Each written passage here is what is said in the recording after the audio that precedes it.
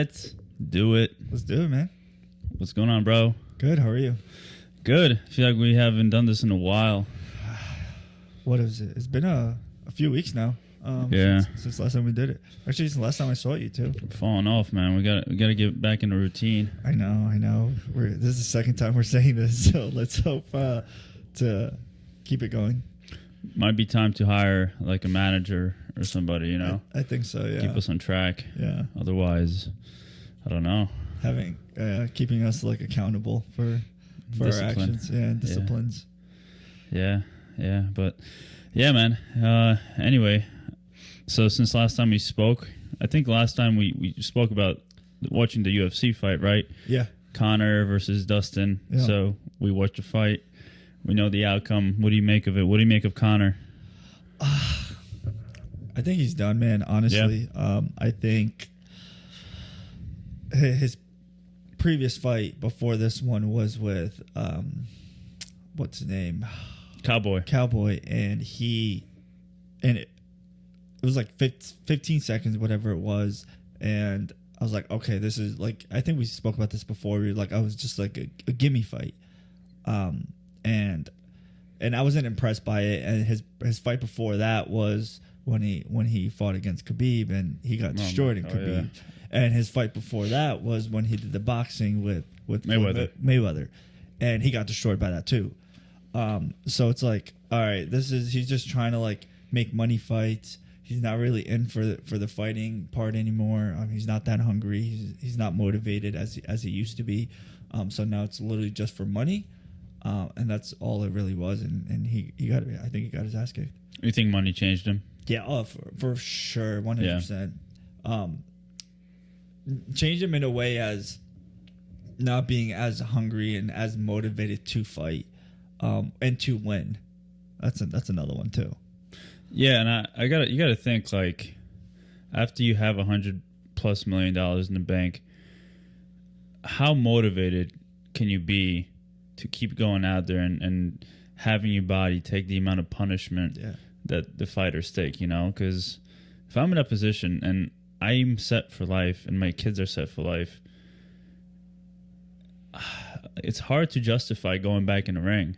Mm-hmm. Because of the potential of like injury or long-term injury, like CTE. Yeah. You know, so you figure, all right, like, what am I doing? Because he accomplished everything he set out to accomplish. Held both titles, you know, made $100 million in a single fight. Like, what else is there for him to prove? Yeah, no, nothing. You know, nothing at all. There's a difference if it was like, I guess, like another sport or another thing like he was into. But yeah, being able to go back into like the ring, the octagon, I should say, and taking that physical abuse and that mental abuse as well, is just not worth it at this point. You know, he already made it. He already has his money. He's set for life. He doesn't.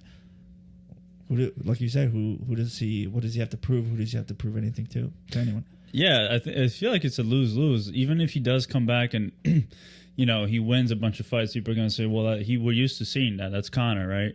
So no one's going to say, oh, Conor, you're so amazing. We already saw this side of him. Yeah. And if he goes in there and he gets his ass kicked, then people are just going to talk shit about how he got his ass kicked. I think the only motivation for him is to just kind of have like kind of that comeback story. Yeah. But I don't think it's for him.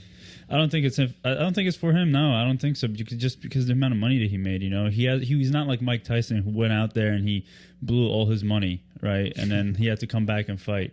Conor actually managed his money well. He invested in businesses. He has the whiskey, which is doing excellent. You know, he's making a ton of money from the whiskey. He has other investments.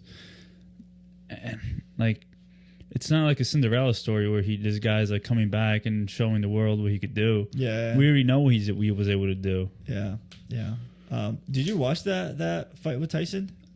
Nah, did you? No. I didn't watch it. I heard it was boring. Was it? Yeah. I mean, 250-year-old guys. I don't think they were even allowed to cut each other open. Like if somebody got busted open, they would have stopped the fight or something. Like no knockouts. Or something. Yeah. I remember we were talking about that. Yeah. No, that's pretty stupid.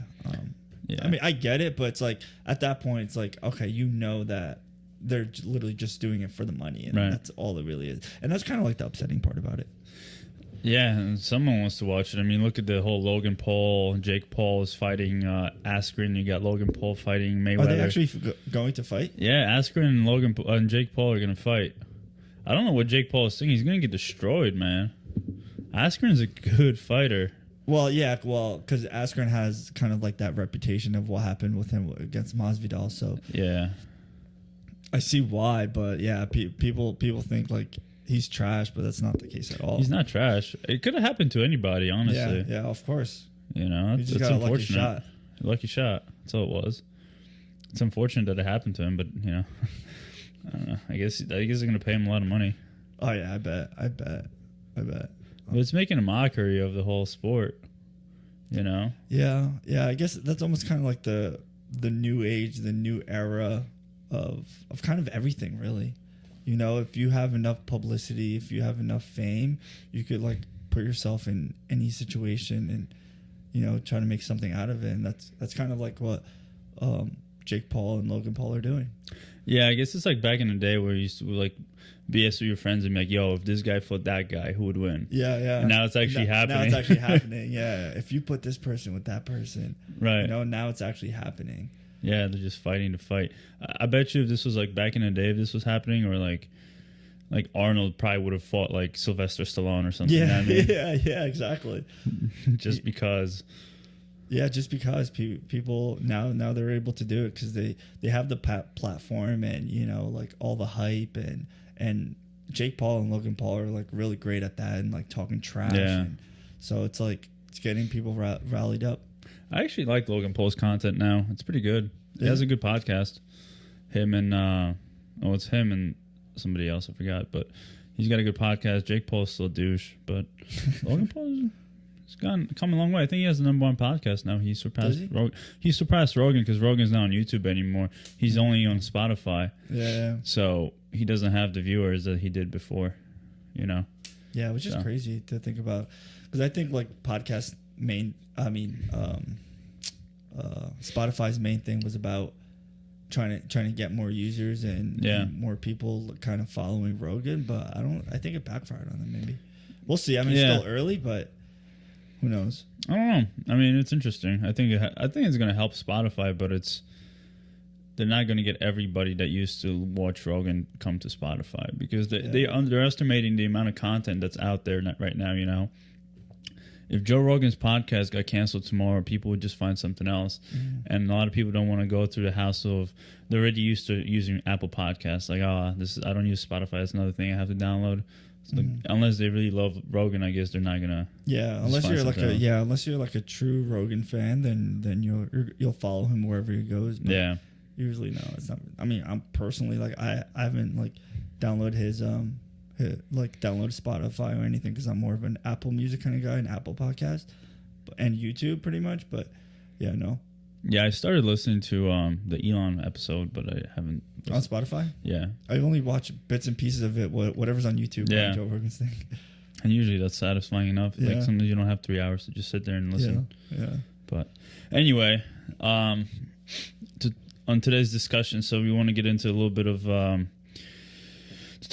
want to talk about what happened with the whole Wallstreetbets, GameStop, AMC, our thoughts and feelings on that, and also want to touch on cryptocurrencies. Obviously, you know, there has been a lot of talk about Bitcoin, Ethereum, cryptocurrencies have gone up in value in the last 6 months.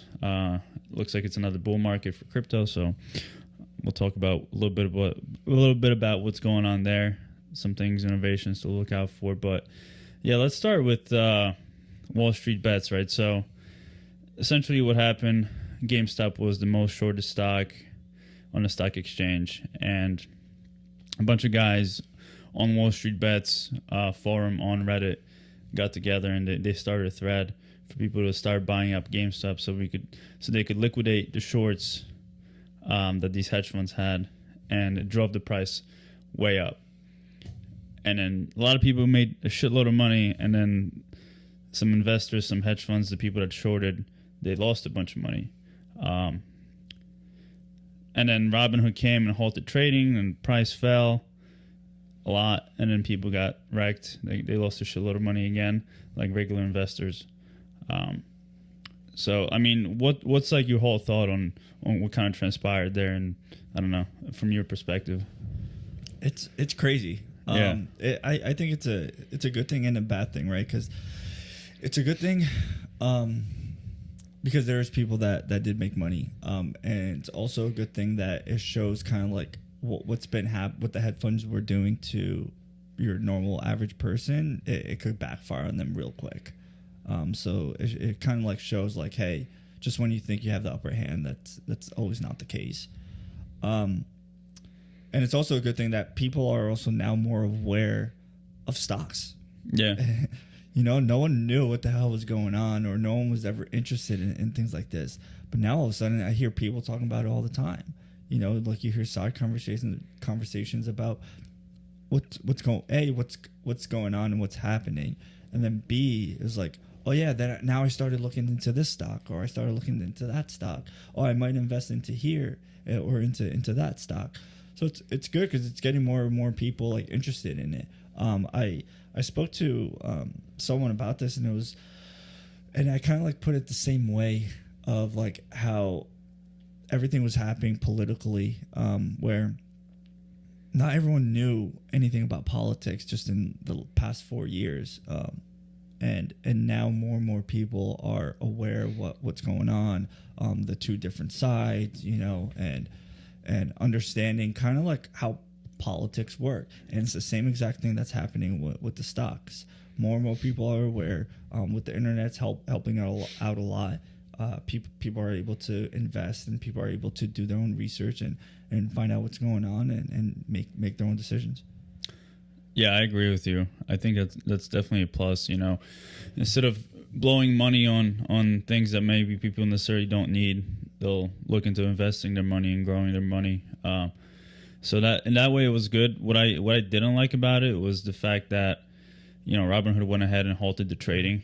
Yeah, I think that was a scumbag move, and there should be some kind of a punishment coming their way because they knew exactly what they were doing. The CEO of Robinhood, he was in a bunch of shows, a bunch of YouTubers channels, just talking about how stocks get halted. It is a thing that happens, and he pretty much said, "Oh, we didn't know what kind of impact this was going to have. We didn't know the price was going to drop the way it did."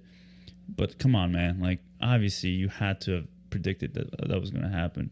They felt a lot of pressure from big hedge funds that were bleeding, losing millions of dollars an hour. Just getting destroyed, and they pretty much played into the hedge fund's hands. It's like, hey, we'll do this for you, and then a lot of retail investors got killed by it. Granted, some retail investors, they got in when the stock was like $500, $600 almost. So it's like, dude, you gotta. I mean, I can't justify. I think what did this stock start trading at initially? It was like $10, something like that. Yeah. I'll look this up right now. But yeah, I mean, yeah, it sucks what they did, because it shows in like they gave in. You know what I mean? Yeah. They're supposed to put their foot down and say no, like this is happening, like, but they ended up giving in and giving into the hedge funds and pretty much, like you said, playing in their hands, because it sucks. It sucks when you think about it. Yeah, but okay, so I mean that's going to teach some people to also do their homework, right? Mm-hmm. Like a retail investor, because the stock was a dog. This company is going nowhere, and then once this hype started, it went from like $16, $17 all the way to like $345, and then it peaked, and after the announcement, it crashed, and now it's again at like $52.90 right now. $52? Yeah, it went all the way up to $350. So there were people that bought that high. They bought at those prices, thinking it was just going to keep going up forever, But if it went from $12 to $350 in a matter of like a few days, I mean, like you can't think you gotta use your brain here. Like, well, here's the thing with that is people didn't know that they thought it was going to continue to go up. I think it will. Yeah. It would have continued to go up if Robinhood didn't make that stop. Maybe. You know what I mean? If they didn't like halt everything, it would have continued to go up. Maybe. And that's kind of where why, and the reason why Robinhood did is because they were afraid of it continuing to go up. So they're like, all right, no more. You can't fucking buy anymore. Yeah, but even still, like anytime ASIC does like a 20x in a day, I mean, there are people that made a shitload of money with this already. So there were a ton of sellers that took profits. So yeah, it maybe could have gone up even more, maybe to like $500-$600, but eventually it would have crashed on its own because there would have been so many people that made money that were just gonna sell. They would have just cashed out. Yeah. You know, so I think it's a hard lesson to learn, and I read some horror stories, like people were putting in their life savings at like the $250 price point, their college, savings, what their family saved for them for college at like that price point. Yeah. Yeah, no, people were doing, but yeah, I've heard the same stories, because people just bought into the hype and just went full at it. Yeah.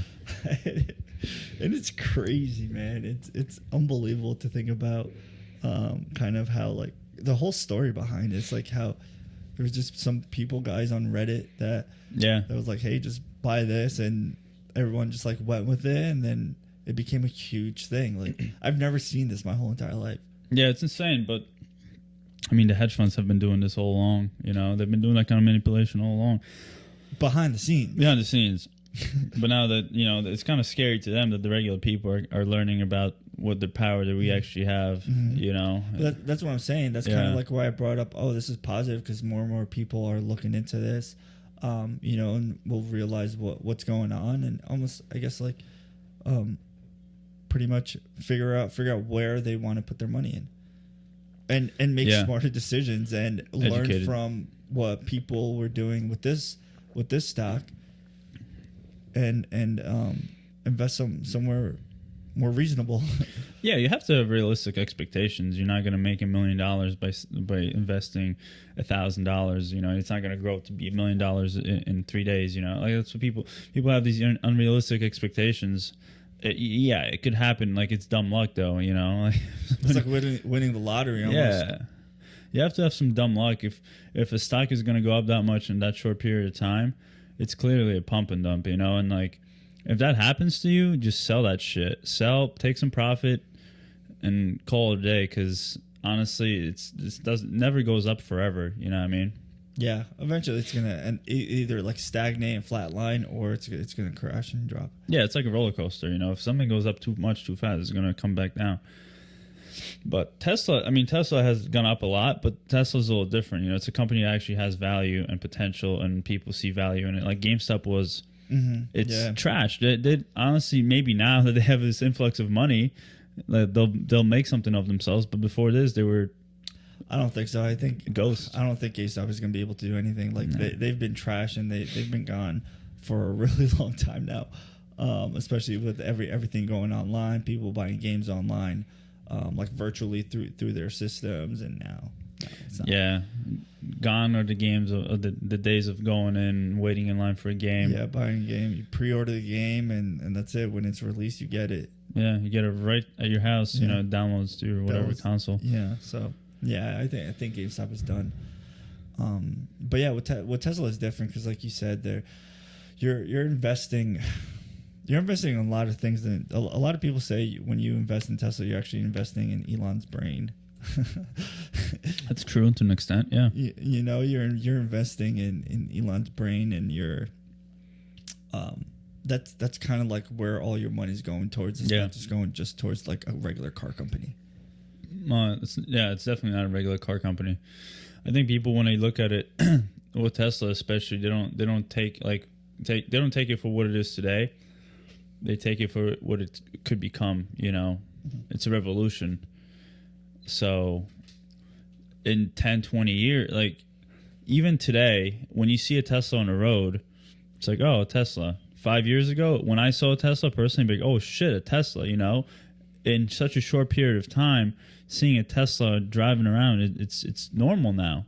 Yeah. Whereas, a few years ago, you turn your head and say, "Oh shit," I don't see many of those out on the road. Yeah. Yeah. No, you don't. The company has come a long way in the past few years. It made huge changes in production, things like that. Sold a lot of cars. Model 3 is like their number one car that they sold, which is insane.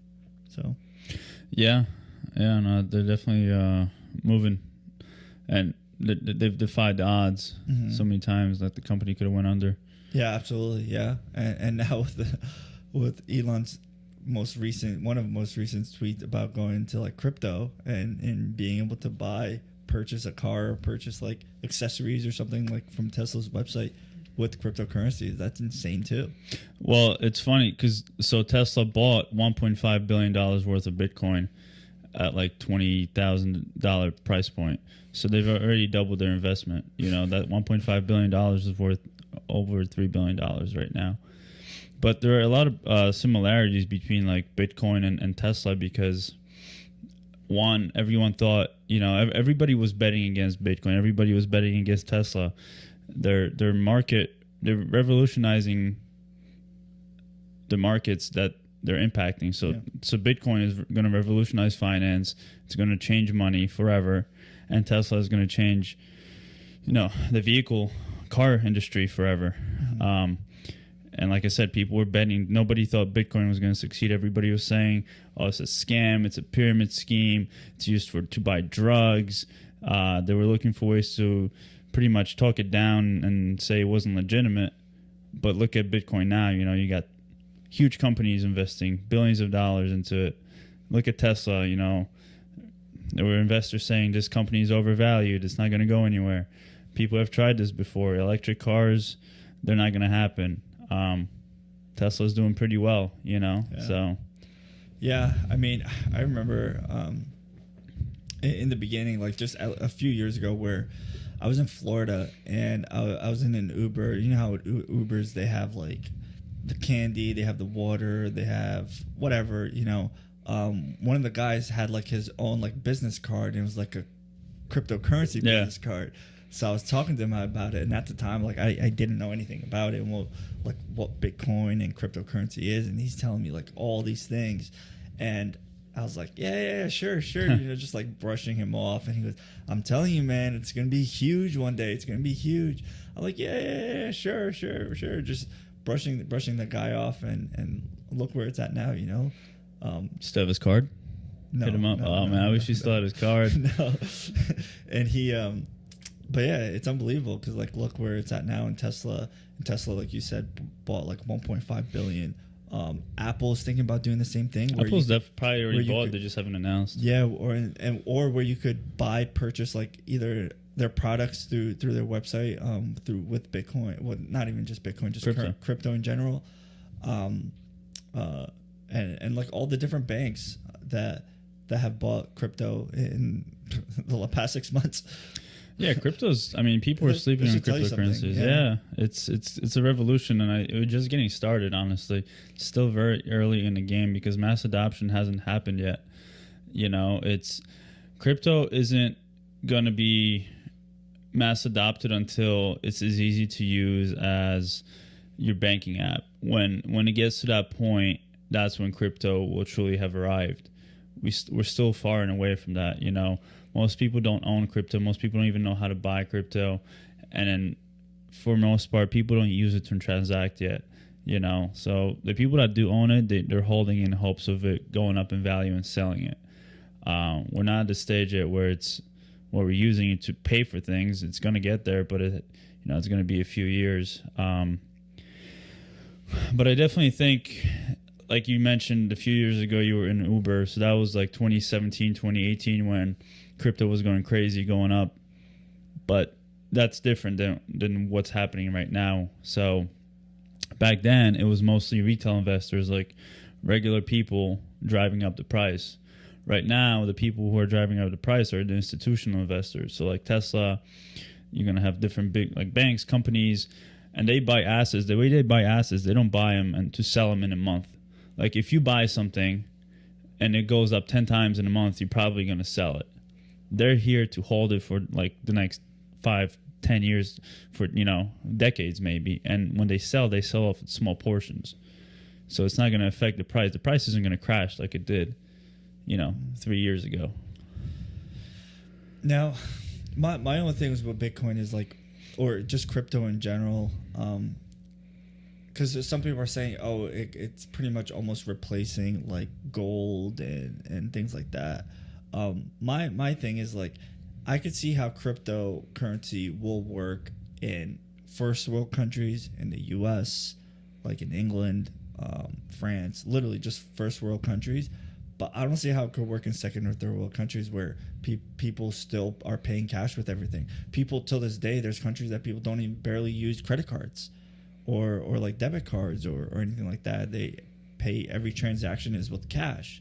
So that's kind of where I'm still like on the fence about it, because eventually, like people are saying, oh, eventually everything's going to be online, it's going to be digital, it's going to be crypto. But again, still to this day, people still use cash and don't use banks and don't use credit cards or anything like that. Yeah, so with the banks, they don't use banks because they don't have the access to them. For crypto, you become your own bank. You could have cryptocurrency. You could have a wallet on your phone. You know what I mean? You don't need that third party. You could have that storage on a mobile device. And yeah, like smaller second and third world countries, they don't have those devices, but they're becoming less and less expensive to manufacture, and sooner or later they're going to have them. And they're actually cryptocurrencies that are targeting like those developing countries. So there are like different cryptos that are targeting inflation. Like in Venezuela, there are different companies that are looking at ways to replace the currencies of those smaller nations or developing nations with cryptos in order to stabilize the monetary system, essentially, because you see what's happening in like Venezuela. The inflation is just insane, and it's destroyed people's lives. So I think in those ways that crypto will help. People will be willing to start using it if it's helping them, if they think that, this is going to help prevent inflation, this is going to help preserve my capital. I don't have to, if I use this, I don't have to worry about my money losing value. So there are a lot of projects out there that are actually targeting that. And it's not, Bitcoin is just one cryptocurrency, there are just going to be many out there that are going to have an impact. Yeah.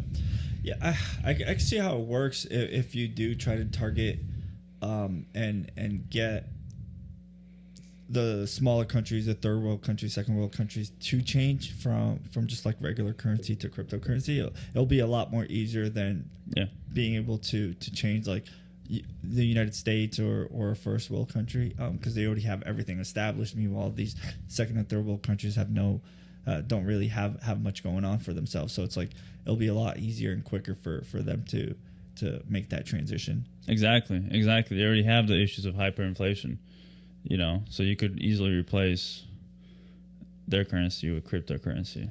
Just that I feel like it's only hot right now in the U.S. Like I don't. Oh no. No. Oh no. This is hot global. I mean, Asia's probably the capital, like China, South Korea, or North, all the Asian countries are very into cryptocurrency, so it's big in the East.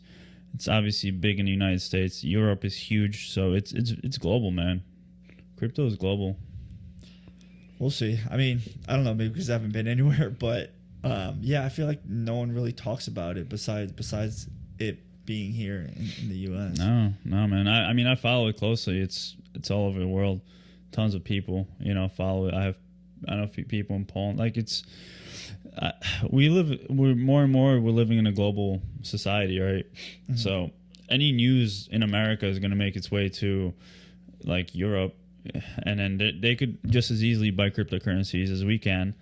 People in Asia could just as easily buy cryptocurrencies as we can. So the hype is all around the world, which is maybe primarily United States, but it's seen everywhere. Yeah, you could buy it just as easily, but look, like it's like really, I mean, depends what currency you're going for, but like it is still really expensive, you know, like your average income in a second or third world country, I don't even know what it is, but I would assume it's very small compared to us in the United States. Yeah, maybe they don't have the extra money, but you don't need to buy a whole Bitcoin. You could buy a fraction of a Bitcoin, which makes it easier to invest. It makes it easier for those people to invest in crypto than in a stock market where you have to buy a whole share. You could buy a fraction of a Bitcoin. You could buy 0.001 of a Bitcoin. You could buy $10 worth of a Bitcoin. If it goes 10x, you have $100. And, so it's easier to buy cryptocurrencies and invest in cryptocurrencies than it is to invest in anything else anywhere. Yeah, because you would only have, let's say you only have like $1. You put that dollar in, and that will be like a percentage, 0.000, whatever it is, 1% of one Bitcoin. Correct. And then also, if you look at another country, a third world country, they might not have the ability to invest in the United States stock market based on laws and regulations, but they could invest in crypto because it's global.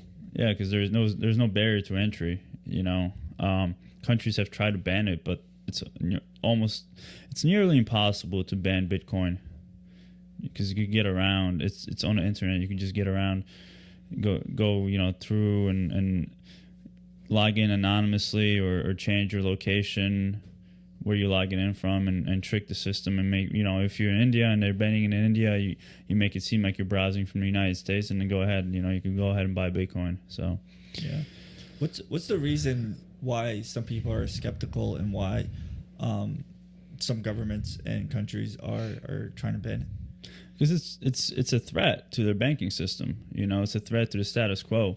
Same way Tesla is a threat to the status quo in terms of vehicles. They're bringing electric vehicles. They're replacing oil vehicles. This is replacing the status quo traditional banking, and it's a threat to the people that are in power. And they want to hang on to their power and their wealth, and they don't want any emerging technology to take it away from them. But at the same point in time, like, the thing has a momentum of its own, and they can't stop it. So that's why you see banks now buying in, because if you can't beat them, join them. It's become so big now that they can't talk it down anymore. They can't ban it anymore. So that's why you're seeing more and more institutions give in. So there are a lot of great, exciting things that are coming into the crypto space. Like I know about Ethereum, right? So they're basically like the building. There are a lot of projects that build on top of the Ethereum because it's open source.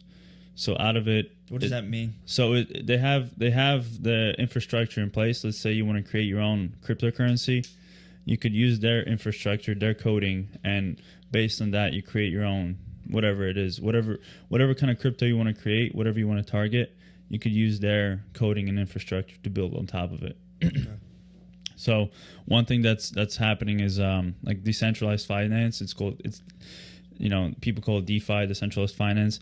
So there are different cryptos that basically they want to cut out the middleman and make finance accessible to us without involving a bank, without involving a third party. So you could get a loan on a house just because people could pool money together, and you could take a loan out of that pool without involving a bank. So it's a lot of things that are happening in that respect that are going to change the way we transact. Another thing is it's called NFTs. So NFTs are like digital art, or like digital trading cards. Like there are baseball cards that people buy and sell. Mm-hmm. So that the same idea, but digital. So a rare tradable digital art that there's it could be only one of a kind of something, so that could go up in value. It's like there's only one Picasso, there's only one whatever whatever creation on that digital blockchain. You know what I mean? So I know it sounds crazy, but I think that's going to be huge this year. And like the video game space is huge and it's still growing, and NFTs are going to become a part of like video games. So say you're a big World of Warcraft, I don't know, World of Warcraft fan, and there's a super sword that you want to buy, and there's only one of them, and you could go out and buy it, and you know you have the only one because it's on the blockchain and it's verified that this is the only one, and it goes up in value because everybody wants it, because you know this super sword like slays all these enemies. You know what I mean? So like in-game purchases are going to be on the blockchain, like, and you'll have the exclusive like armor, the exclusive whatever it is in the game that you're trying to buy. You'll know you'll have it, and you're the only person that has that, or you're one of a few people that have it, because it's all on the blockchain, so it's all verified, and it's not duplicated.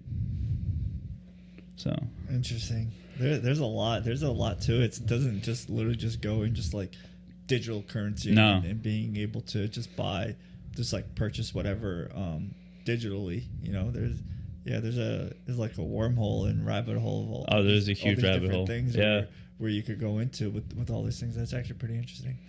Yeah, and it's it's an emerging market. You know, there are going to be, like in 2017, there were a ton of jobs created in the space.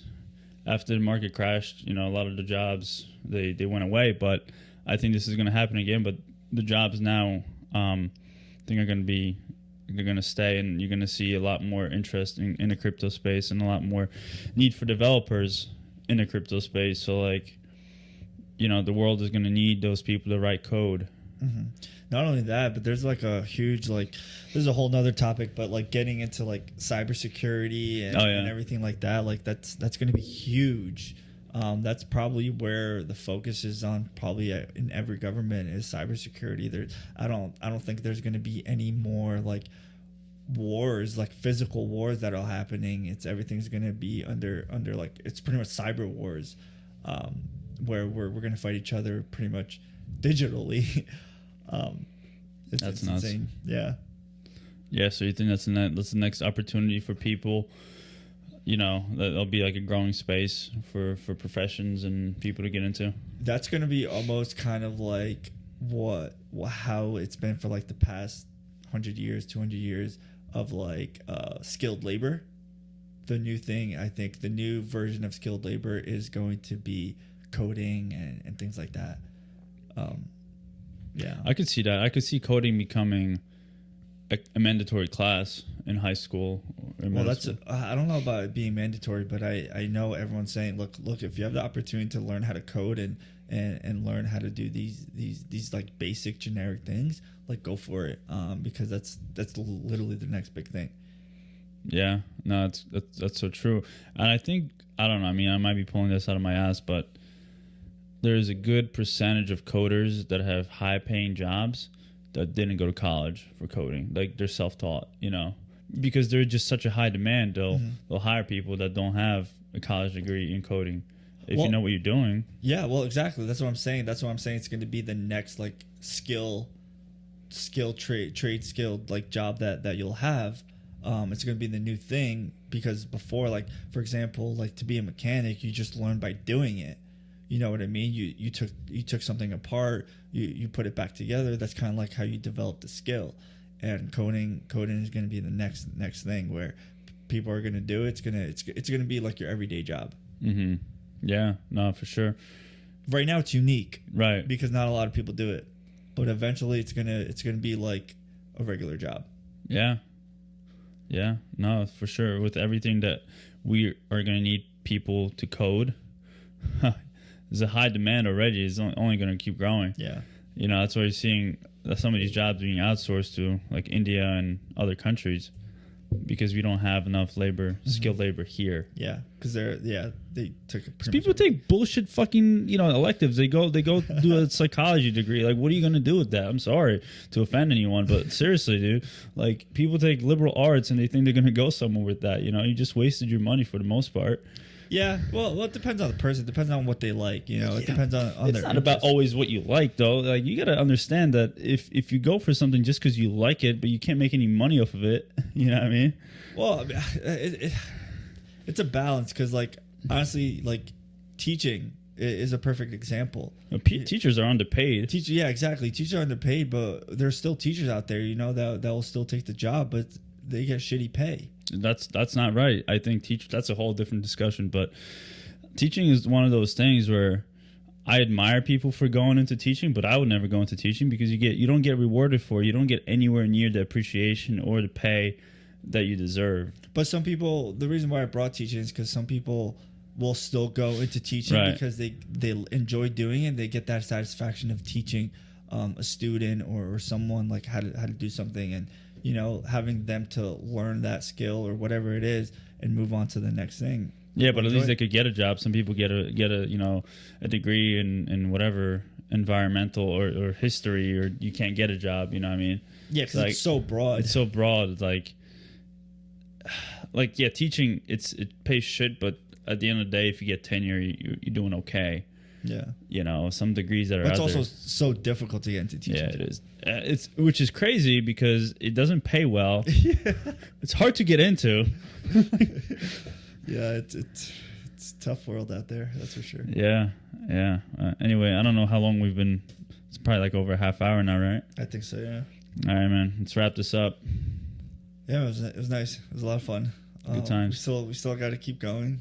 Don't let's try not to slack off. I think that's our biggest issue right now. Yeah. I know it's mine personally. That's definitely mine too. I've just been, you saw my rent. Just been like, into cryptos lately, so I'm just occupied. Good. But there's so many things that's happening around us, so it just takes over. That's all. Like for me personally, I have a very hard time multitasking. I get tunnel vision, So for me to be successful at something that I want to do, I really need to focus on it, and it kind of like I don't have space or much else in my brain. That's just how I function. I don't know how people are able to multitask so well, but like that's just not me. If I know that this is something that I want to do, I'm gonna obsess over it, and then everything else is secondary. As crazy as that sounds, but that's a me problem. Anyway, all right, brother. Yeah, man. Good times. Yes. Have a good one.